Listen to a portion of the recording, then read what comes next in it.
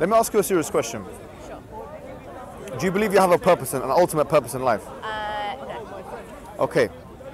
So, your being in this world Is accidental. is accidental. Okay. And your purpose is a subjective purpose. Happiness. Yeah, which is happiness. That's the goal for me. Okay.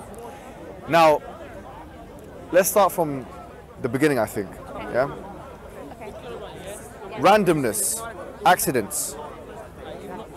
Can you prove to me that they exist? بسم الله الرحمن الرحيم فتعالى الله الملك الحق ولا تعجل بالقرآن من قبل أن يقضى إليك وحيه وقل رب زدني علما. Can I come in? No, we were just generally talking. Yeah. I'm. You talk quite, you're not that loud, so I'll hold it. What are you trying to do? Yeah, go on. I'm actually not religious. I have no belief in God. Yeah. I have belief in energy and present happiness. So living in the present, not aiming for a goal that is unreachable and unattainable and unknowledgeable. Yeah. So it's just really interesting just to... What made you come to your belief? Like, what made you reach that conclusion that you've reached? I was Mormon. Okay, yeah. And I love the sense of community, but there was just something fabricated. It felt fabricated to me. It felt man-made. It felt non-believable. What part of it felt fabricated? That it doesn't relate to what I'm living in presently. Maybe that's just something selfish.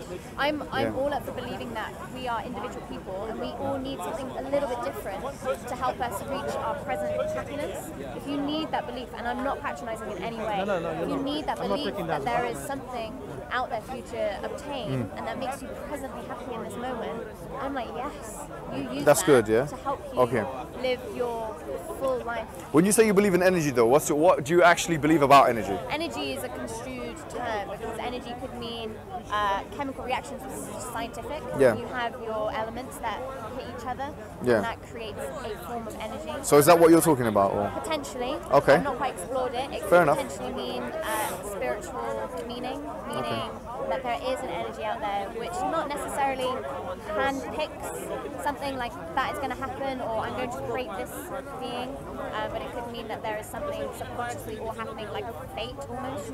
Yeah. Let me ask you a serious question. Sure. Do you believe you have a purpose, an ultimate purpose in life? No. Okay. So, your being in this world Is accidental. is accidental. Okay.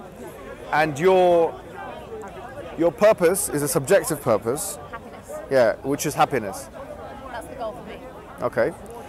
Now, let's start from the beginning, I think. Okay. Yeah. Okay. Yeah. Randomness, accidents. Can you prove to me that they exist? Accidents. Accidents and randomness. Can I prove to you they exist? Yeah. Randomness. I mean, there's an interesting theory in philosophy. I was just recently looking into it. It's called chaos theory. But the idea is this. First and foremost, randomness. The idea of something which is random, which is accidental. It seems to me like a convenient way that human beings use, or a convenient label that human beings use to describe that which they don't understand. Okay? So if I say that, if I get a bunch of numbers and I say, well, this is just a random bunch of numbers, Sure. I know what you mean. that means I don't understand the relationship between the bunch of numbers in So question. what I'm thinking of straight away is when Darren Brown managed to predict the lottery, because the lottery is supposed to be random Well, I mean, numbers, that- therefore yeah. it cannot be random. So I agree with you. Yeah. If somebody can do it and Fine. they can pluck out specific numbers, sure, I agree. Yeah. What's even more incredible is the design. Is this, what I would say, perceived design. Yeah? And there is a perceived design. Once again, if you're talking about this from a first-person subjective experience, it's no doubt in any cosmologist's mind that this universe is finely tuned. Okay, finely tuned. Yeah. Okay. When I say finely tuned, we're talking about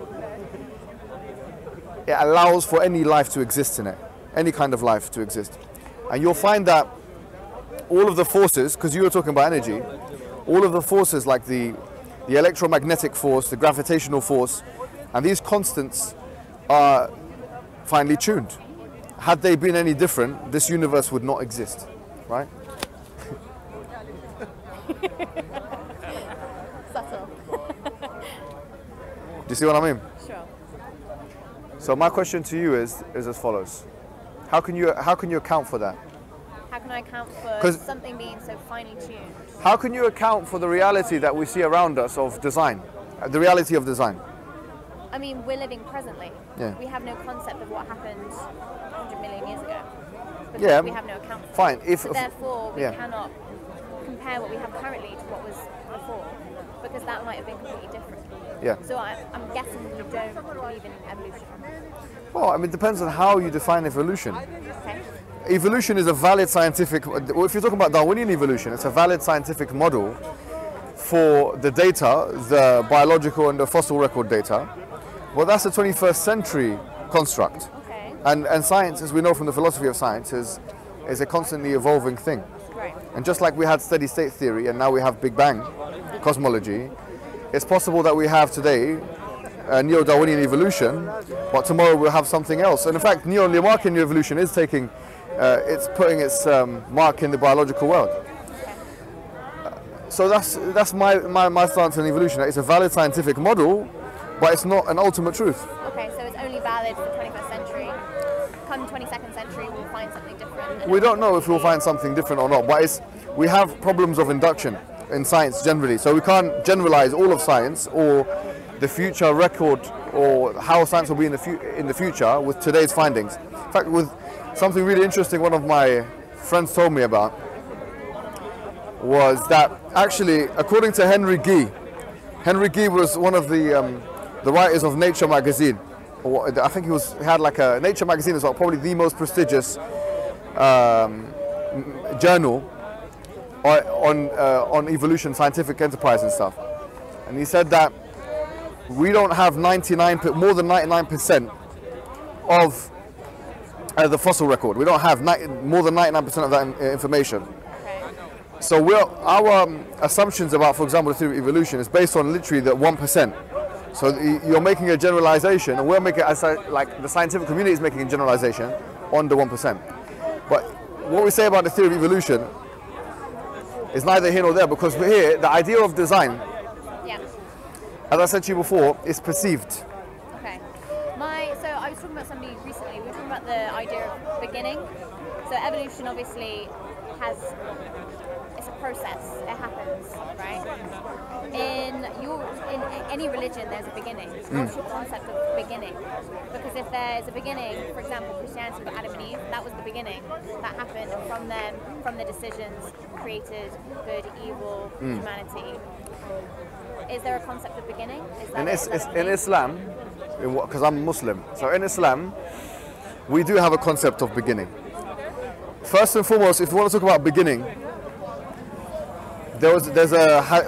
basically, just to kind of give you, because I'm going to be using terms, right? So, we believe in the Quran and the Sunnah. The Sunnah is the sayings of the Prophet Muhammad, the words of his words, which we say he also was revealed to him from God. That's our contention, right? So, in the Sunnah, there's a hadith. A hadith is a saying, yeah, which says, "Kana Allah wa lam yakun shay." So, there was God and there was nothing with him. There was nothing else there. So the absolute beginning. Okay, already that's contradicted so many things. Okay, go ahead. So straight away, all I can think of is this guy that mentioned at the beginning the word was with God, right? So contradiction straight away. Say that again. There's nothing with God. I think the word with you're right about that. Carbon, do you know what I mean? Yeah, absolutely. So many questions. It's definitely a seeming contradiction. So here I would answer it in the following way. I'll say to you,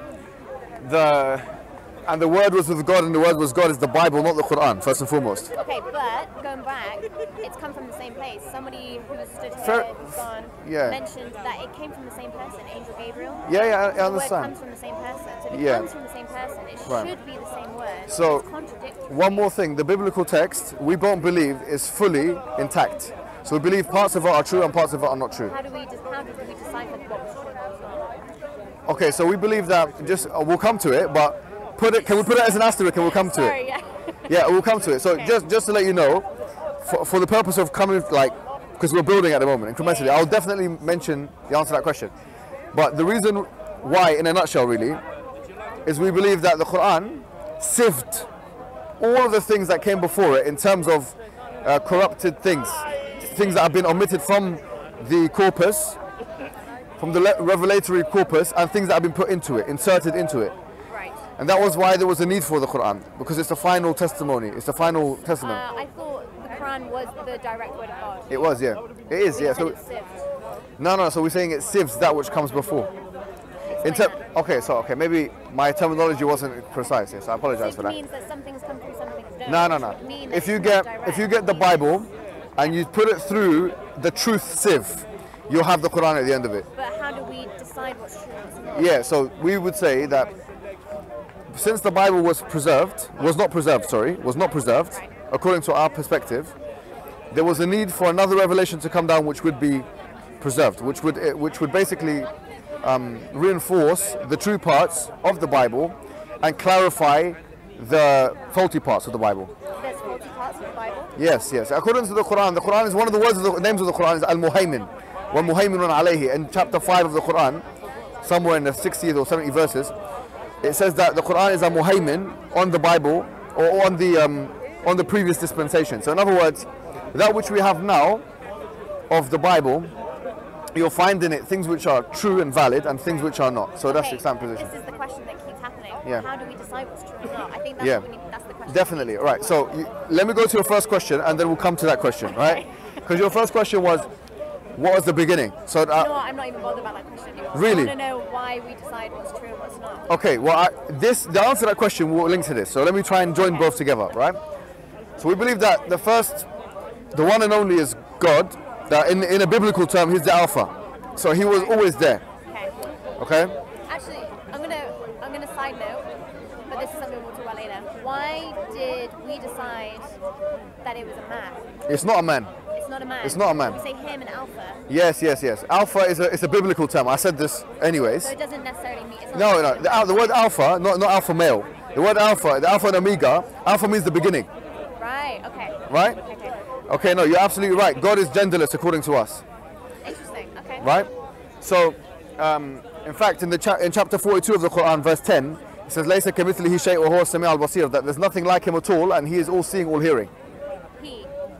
The word he is in the It's not gender. yeah. So when we say he, once again, Yeah.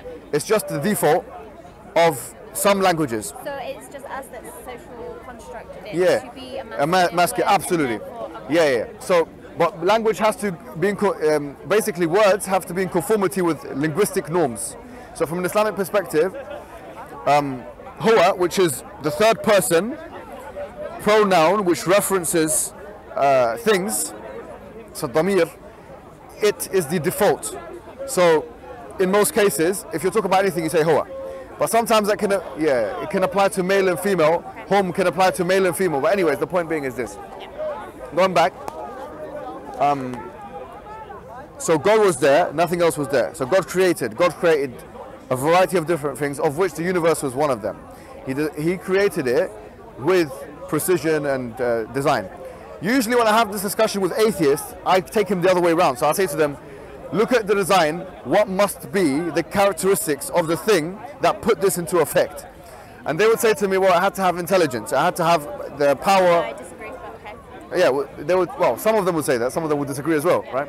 It would have to have intelligence, it would have to have ability to put things into motion, etc., because that would be the logically deductible thing that you would infer from design, a designer usually of some sorts.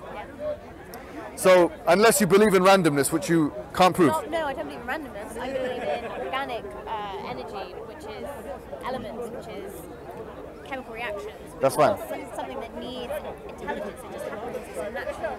But your question now, which is the good my question, question. right? Yeah. No, your question, which was a very valid, legitimate question, was as follows. You said, how can we know if something is true? Now, this is my proposition to you. Everything in terms of the disciplines of any discipline this world has ever known has been criticized from its base. And there is faith attached to everything. Even if we're talking about formal logic, and if we're talking about mathematics, and if we're talking about science. We talked about science already, how it's moving forward, and there's problems of induction and theory-ladenness and all kinds of philosophical things which the philosophers of science talk about. In mathematics, Kurt Gödel talked about how actually there are some interesting paradoxes that can be seen in mathematics and his incompleteness models. In logic, there have been many that have criticized logic, including Immanuel Kant in 1790, who wrote a critique of pure logic, who I think stole from a previous scholar, which is an Islamic scholar even called Ibn Taymiyyah, who wrote a similar book called Ar-Radd al-Manatiqa, the response to the logicians. Anyways, okay, just everything. Summarize. So we're basically saying within maths, we look at what is real and we look at what is not, and therefore we decide what is true and what is false. What I'm saying is this. What I'm saying is this. I'm trying to give you a truth standard of some sorts. What's your truth standard? I'm saying that if we wanted to be as skeptical as possible, we can find things to criticize every field in the world. And we can find reasons not to believe in maths, not to believe in science, and not to believe in formal logic. Okay, but this is a man-made construction. So we're taking something from a godly word and we're deciding what is true and what is false. But why do we have that right to decide what is true? I don't even believe in the word of God. I'm just trying to understand what makes sense, being able to choose and pick from different sources from the Bible, and therefore create realities within our society. So I would say to you this. I would say to you there are two things that we inherently use as human beings, and I'm sure you use them in your daily life, okay? One is a probabilistic, and I would call it an epistemic, probabilistic reasoning. Okay, an epistemic, probabilistic reasoning. Okay, what is this? So, for example, if I, by virtue of probabilistic reasoning, think that if I, for example, jump up, that I will come back down. Yeah, that would be for me a rational belief to have, and I will have that belief. If I jump now, if we jump right now, that I will not fly, basically, that I will come back down on the earth. I say this because of basically my experience and because of probability, epistemic probability. So that's one of our true standards. So one, we said epistemic probability. Number two, which is for me even stronger than this, is our first person subjective experiences.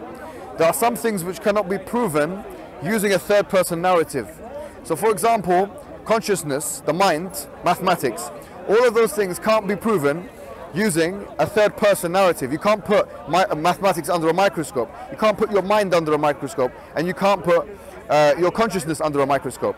We believe in consciousness because we are conscious. By the same token, we will say that Muslims believe in God because we believe that this is an inherent belief. Yeah, so we are, to take René Descartes' words, born with the signature of God in us. And by the way, there is some sociological and anthropological work that's been done on this. Like, for example, in Oxford University, 2011, they said that human beings, and they've done a study on like children, like I don't know how many different countries, but it was a multi-million-pound study that was done by Dr. Barrett, something Justin Barrett or something, is it Garrett or something? I can't remember his name. Point being is that they said doing this multidisciplinary kind of, using a multidisciplinary approach and doing this study, they said that human beings are inherently believing in a higher being, right? So the question is, how can we explain that? So we say this is explicable because of the first person subjective experience. The idea that there is a higher power and intelligence, that there is some kind of transcendent being that controls the affairs of the universe is something which I would argue is, we believe naturally until we're socialized to believe in otherwise.